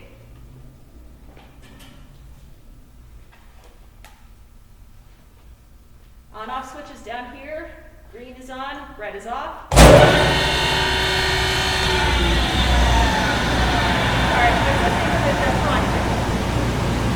Yesterday somebody turned it on manual, I was just making sure it came on.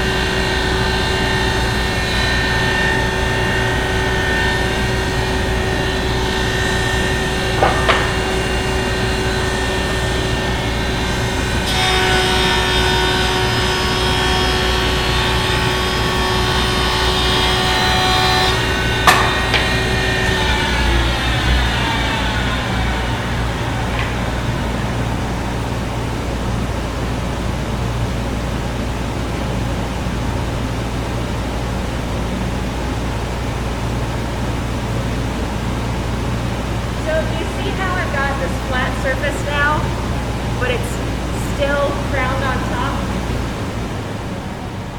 But this is really nice. There's that crown. This is what you're looking for. Did you see how how it took longer to go across the cutter head as I was doing this? It's not that I was intentionally slowing down. It's that I had less material to cut initially, and so it was going faster. These little dudes were just like, okay, zip, zip, zip, zip.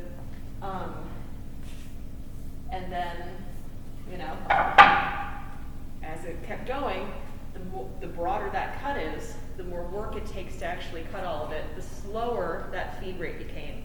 I was putting the same amount of pressure on it the whole time.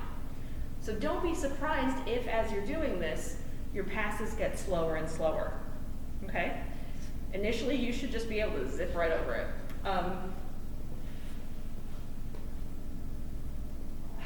A couple things about that though. You can't intentionally go slow if you want to get the cleanest cut possible. The more time it sort of spends over that cutter head, the more like tiny little bits of material it's taking, the cleaner that surface is going to be. That's actually pretty important. You're going to spend a lot of time trying to get machine marks out from your materials, right? Sanding, oof, and everybody hates sanding. I don't know, I think I might know one person who likes to sand. Nobody else does. So if you want to save yourself an enormous amount of time, and I do mean that, an enormous amount of time, then what I'll frequently do is I'll join until it's clean, and then I will do one slow pass on my last milling. I won't bother to do it, you know, for the first milling, but on my second milling, oh yeah, one slow pass makes it all nice and beautiful. And in fact, the planer even has 2 speeds on it too. It has a hogging off speed and it has a slow, yeah baby, let's take it and be gentle kind of a thing too. Take a look at what these machine marks look like. On the joiner here, there's actually not much. I'll show you when I do the edge in a minute. There are the ridges that the teeth have left behind, but frequently, and you'll definitely see it on the planer, there's going to be a series of parallel lines that are like impressed into the surface here. It's not like a cut texture. It really is just sort of like, it's hard to describe. It's like, it's compressed lumber at that point. And it's because of the infeed and outfeed rollers that are left behind, or because of the cut pattern. Most people don't automatically see it. It's something that you learn to see as you've been doing woodworking. And then you're like, oh shit, I still can see my joiner marks. I still can see my planer marks. Those are the things that you want to get rid of for your end product. So start learning to look for them. I'll show you in a minute when I do the edge here too, what the difference between a fast pass and a slow pass looks like. But anyway, yeah, there's not much in the way of lateral marks on this one right now, but it does have quite a few kind of stripes from teeth having little dings in them, that kind of thing. All right, so like I said before, when you're using the joiner, you are going to use it for the bottom, or for a first reference face, and then for one edge. In this case, I do have an edge that will work with the grain for me, so I'm going to go ahead and do that. Plus, like I said, when I check you guys out on this, you're going to do both operations, one right after the next anyway. So I'm going to put my board up like this. However, I am not going to do that with the fence all the way to the back here like this. You want to keep the blades as covered up with the guards as you possibly can. Just as generally safer. So once again, put it on the outfeed side, come back over. Here's where the 90 degrees is important. I'm going to drop that guy 90 degrees, and I'm going to push this little dude back forward. If this is too far down, I'm going to hit, the handle's going to hit the back, and it's not going to go far enough forward for what you need. So I cannot tell you how long it took me to figure that out. I was just like, well, I want to go any further forward. Dumbass. Good job of watching, Sarah. Anyway, remember too, people tend to get confused on this. You need to make sure that the side that you just joined is the side that is being held against the fence. It's shocking how many people do this. And it's like, you're not getting a 90-degree surface on that. You're getting whatever random nonsense is going on. This one, right there. Right? Now, I can double check the fence here for 90 if I need to, because this is adjustable. And slowly but surely, as this comes smacking this guy in, frequently it starts to cant in like that. If you are going to be doing a lot of milling where it's extremely critical that you have that 90-degree edge, check it. You can do that by taking one of the little metal squares, the engineer squares that are in the tool room, and putting it on here, or in my case, I'm just going to grab a combination square and do that. Be advised that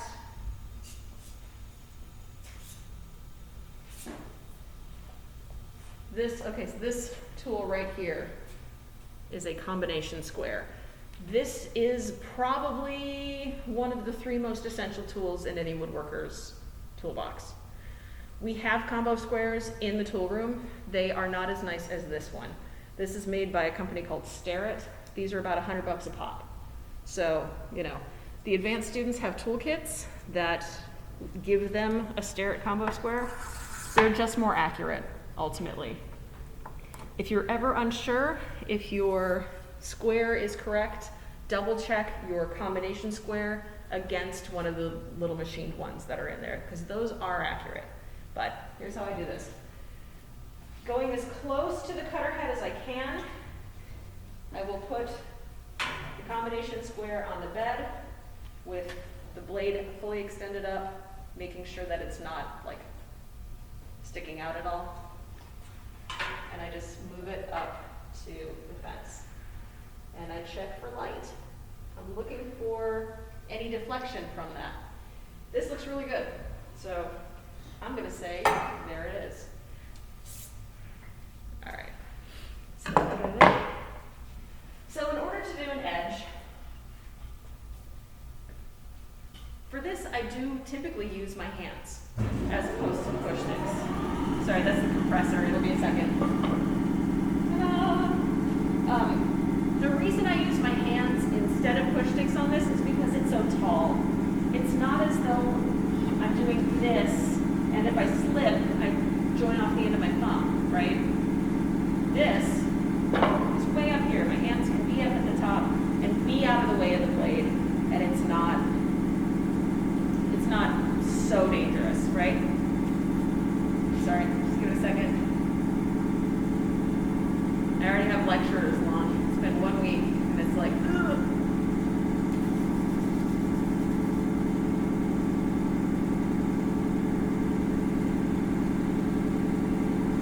Are you done? Come on.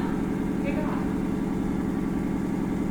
Anyway, so in this case, what I'm doing is I'm going to replicate kind of the, thank you, I'm going to replicate the function of the push sticks with my hands. So if you recall, this one had the hook on the back, and this one was up towards the front. Well, I'm going to do something really similar with my hands here. In this case, I have my thumb on the back, my fingers on the front, on the top here, pushing. Again, if I turn my hand, it makes me want to turn my body. So I want to keep my hands in an orientation that keeps my body going in the right direction. And then other hand towards the front, thumb on top. This is important. This is to help keep you from wanting to slip too far. Thumb on top, fingers spread kind of spider-like. And the whole point of this is to put enough pressure on the face here to keep it tight to the fence. If this is out like this, or if it's out like this, you're not going to get a 90-degree surface. It's pretty straightforward. So keeping it tight to its reference surface is also really important. The fun thing here is that I will, if you notice, I'm putting this up kind of as far as I can to the guard without deflecting the guard. And that's where I start. I see people sometimes like, okay, here we go. Oh my goodness, that is an insane thing to do. Apart from taking too much time, ultimately, it's also just kind of wasteful of your energy. Bring it up here, get your reference going. You've got more to reference against now. And then, boom. I don't even have to hardly move with this one. Pick it up, bring it back over. And I will go, frankly, with most of these machines, I will go as fast as the machine will let me before it starts to argue with me. And you'll feel it when it's like, I don't want to, okay, fine. That's how fast you should go. How fast should I go, Sarah? As fast as the machine will let you, without it making you really uncomfortable. And because I'm trying to remove a lot of material, I'll do a bunch of passes really fast to take off most of what I need. And then, like I said, I'll do one nice and slow pass, which will give me that smooth surface. So, I'm just going to move these out of the way for the moment. Watch what that looks like. I'm going to show you that edge before I do the last pass so that you can see the difference in texture, okay?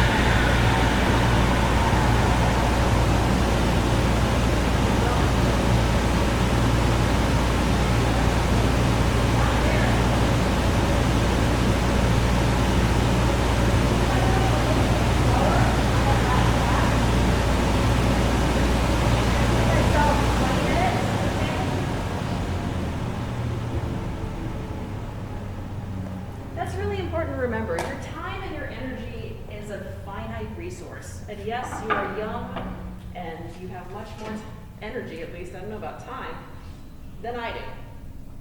Let me tell you how much work this is. I mean, we talked about this. Woodworking takes way longer than you think it will, always. Well, this right here, my friends, is gonna save you time. That one extra pass is gonna save you a lot of time. Just be careful when you're doing your milling and be, take that one extra pass and everything will be so much easier for you later, okay? All right, so when you're done at this machine, we have, oh look, bucket of wipes right here. You should hit the switch. Anything else you may have touched? The bed is the exception. Okay, your handle's going. Anytime you've got a steel surface, which of course most of the beds on all these machines are, if you've been touching it with your hands, what I would suggest is actually clean your hands beforehand and clean your hands after. People sometimes wipe down the beds of the machines with the wipes and then forget to dry them immediately, and everything gets rusted. So instead, hand sanitizer, please, before and after. That's kind of the way to do it. And then, oh, look, looky here. Look at that. Put that back. And same thing.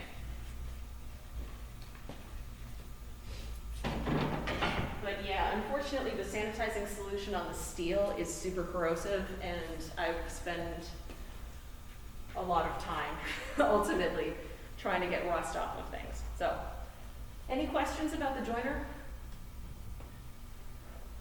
No? Okay, moving on to the planer then, which is right here. So just shift over to this guy.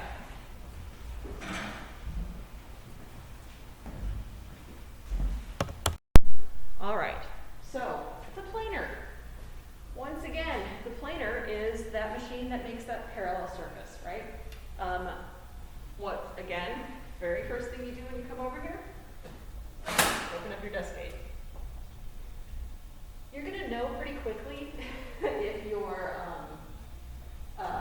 machines, if you've forgotten to open your dust gates with the milling machines, because it's gonna send debris flying out at you. Little tiny chips, and you'll be like, why? Well, first thing to do, check your dust gate. If that's not open it up. If it's still doing that, it might actually mean that the dust barrels out there are full and that it's just backing up. So something else to check for there. So the planer. This is a fairly new planer. It's a little temperamental, surprise, surprise. My very first year teaching here, the very second week of school, a student made a rookie mistake, which I can't say I entirely blame them, but they were doing a job in the spray booth, turned on the spray booth and never turned it off, and left it running for the entire weekend. The problem with that was the air conditioner was going full blast in here, and it was like 150% humidity outside, and the blast gates were open on everything. Everything. And what that did is it pulled all this humid air into this air-conditioned studio, where it hit the cold steel and condensed and rained, essentially. It essentially rained inside the machines. When I came back the following Monday, the joiner, the planer, the other joiner, the insides of the bandsaw, the insides of all of the table saws were rusted. It was appalling. It's one of the reasons why I'm such a stickler about closing the dust gates now. It's like, close the dust gate.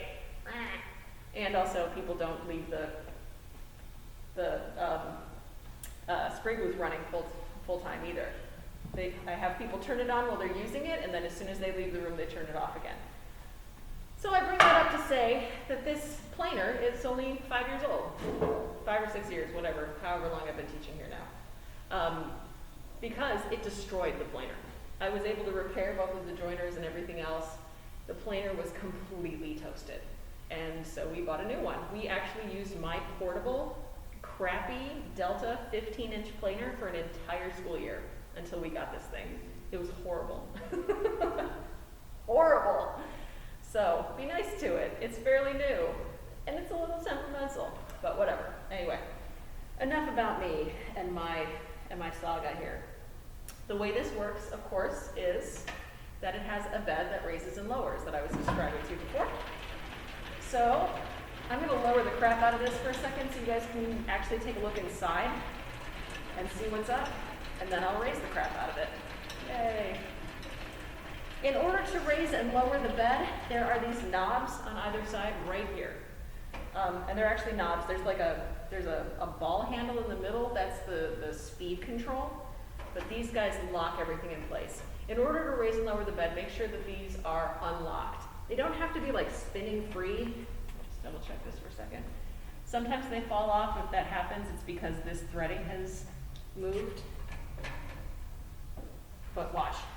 Right now, this is locked. That's unlocked. You don't have to spin it and spin it and spin it in order to make it work for you. Just something to keep in mind there. All right. Sorry, I'm checking my threads.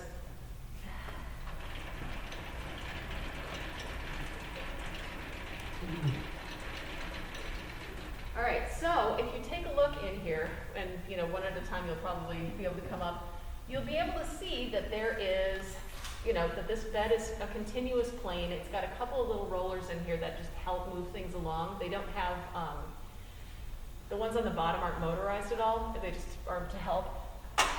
There's a series of little spiky teeth in the front that are anti-kickback teeth. What they do is they go in and your board feeds in, and then if it wants to kick back, it can't. Those little teeth grab it and are like, nope, Behind that, there is sort of a diagonally corrugated in-feed roller. That's the one that actually feeds the wood in. Then the cutter head, and then a smooth out-feed roller. So if you guys kind of want to, one at a time, take a look at the guts here, see what it looks like, go for it.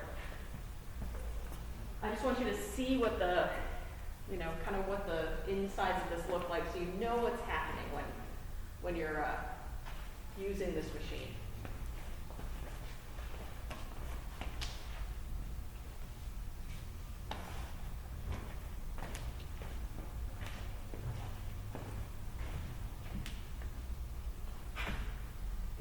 Now, last semester we had, I don't even know what happened, but a bunch of teeth busted on this thing. And I had to move them around and whatever. I have not gotten to replacing all the teeth yet. What that means is that even though this is a 20-inch wide cutter head, the last 2 inches on both ends, currently there's no teeth. So while normally I would say use the whole bed, until I get that done in the next couple of weeks, you're going to want to not use the very, very edges. Bring it in just a couple inches and it'll be okay. So, everybody got that? It's just a good idea. Just take a look there. All right. So, in order to use this guy, you are going to want to set this up to take off a very small amount. Just like with the joiner, it's not like you take one gigantic pass and then there it is, right? You're going to take a bunch of small passes and butch it down slowly but surely. In order to do that, you need to have an accurate measurement of the thickness of this guy. Back in the day, the old timers would stick this guy in and raise it up until it catches and then just like shove it through. That's not how we do it here. In order to keep from taking that too much amount off that I was talking about before that will break the teeth, you're going to measure the thickness of your board with the combination square. And you'll notice, of course, that it's thinner on the edges and it's thicker in the middle. So in order to get an accurate measurement, what you'll do is you'll take the combination square and you'll check kind of across both ends and find that highest point. Sometimes it can be really pretty dramatic in terms of the difference from one end to the other. So typically there is a combination square kind of living over here somewhere. Sometimes it's up here, whatever. But there's a combo square for the planer. In order to adjust a combination square, in this little pommel section here, there is a screw right there, right? If you loosen it up, that's going to allow the ruler to slide. What I usually do is I adjust the ruler so that it's intersecting with the pommel right at an even increment.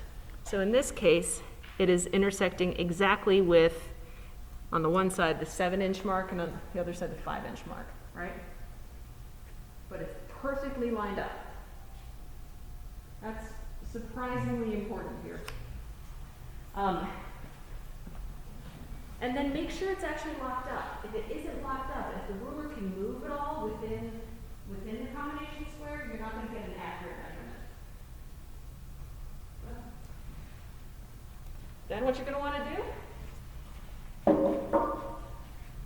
take the flat side of the pommel here, put it against the flat side of your board, your reference surface, and just kind of drag it across. And based off of that measurement, look for whatever is widest. So on this side, that distance is 1 1/8.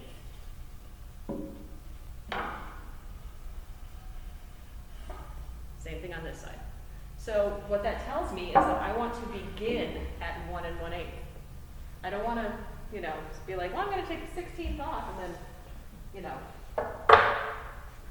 whatever.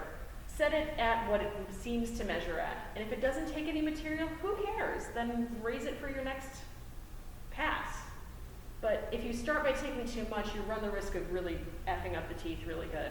So instead of doing that, just be cautious. So in order to set your depth, there is a depth gauge over here. On the right-hand side, there's centimeters. On the left-hand side, there's inches. The one thing that you need to be aware of is that in order to get an accurate setting, you need to be right here when you're looking at it and stare at it dead on, okay? The other thing to know is that as you're working, well, there's a couple other things to know. You always want to raise the bed to its usable height. You don't want to drop it down and then try to lock it, because frequently it'll actually drop past that. So lower the bed past the point that you need it, and then raise it to where you want it. In this case, it's right here. Once I have it at the height that I want it, I lock those knobs. They don't have to be, again, way cranked down. They just have to be locked. Because again, unlocked, locked. Really not, don't have to really spin them a bunch. But here it is at 1 1/8. The other thing to remember about those measurements is that even increments on this either is going to see the handle of the wheel here, either at the top or the bottom. If the handle is somewhere else, it's not an even increment. So 1 1/8, it's all right, has the handle at the bottom. Is all good, all right?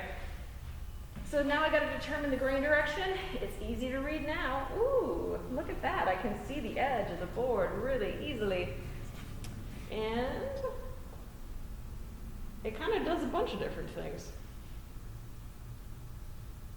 I'm going to put it in this way, and if it doesn't work, I'll turn it around for the next one. Hey, that's how that works. So, with the planer, a couple more things before we actually do this. Oh my God. It's all right. That table is a... Oh shit, we have 4 minutes. I'm sorry, you guys. I'll make it fast. To unlock it, to use this, you go click. See that? You have to twist the back plane here, and that pops the ring out, and then you can hit the green button. If you don't pop that out, you can't turn this on. Then you're just going to feed this in. The machine itself is going to grab it and take it and just go. Yay. So when I do this, I make sure that I'm holding the end down. Otherwise, it's going to pop. As soon as the infeed roller grabs it, it's going to go pop. So here's what that looks like.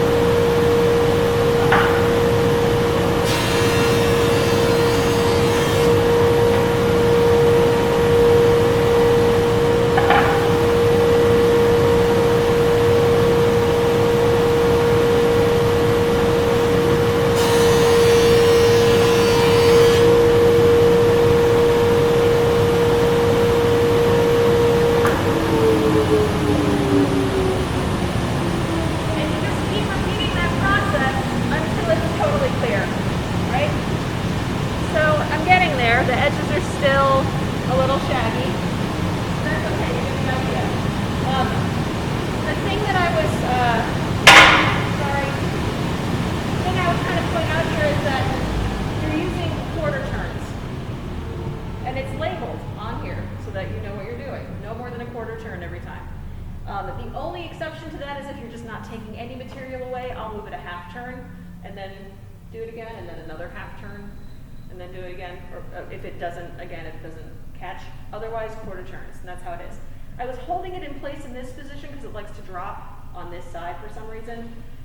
So whatever, don't be surprised if it does that. The only other really important thing for you to know about the planer in this regard is that if you have multiple boards that all have to be exactly the same thickness, you're not going to want to do them individually. What you'll do is you'll join every one of your boards until they're flat, and then you will bring your pile of boards to the planer, set it up to one thickness, run every board one after the next until they're done. Raise the bed, run every board one after the next. If you are thinking to yourself you're just going to do them all individually, it's both a waste of time and your boards are all going to be different thicknesses, whether you think they will or not. So that is that. Questions? All right. Thank you so much. I will see you on Thursday. Thursday, I am going to show you the other machines that you're going to need to get checked out on, and then starting on Thursday, I'll make appointments for you guys to come in and get checked out. Okay? Mwah.